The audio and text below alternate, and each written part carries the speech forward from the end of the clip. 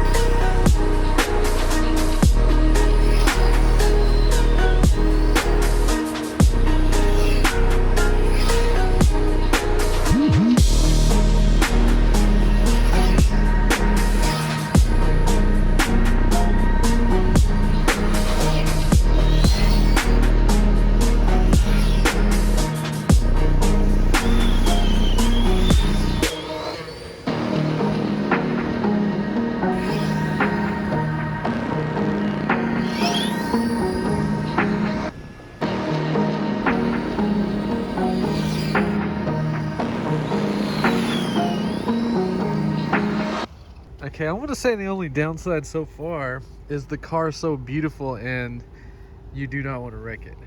Come on, let's see. So we got 16 miles an hour, equal to 26 kilometers an hour. It's a bit on the slow side, but I am not disappointed. Anything faster than that, and we're just gonna risk destroying and wrecking that beautiful body on there. To actually test the speed of a vehicle, you gotta do it more than just one time. It's 10 degrees warmer today, same battery, and I'm getting 1 mile an hour more. And that equals 28 kilometers. Yesterday we were running 16, today we're running 17.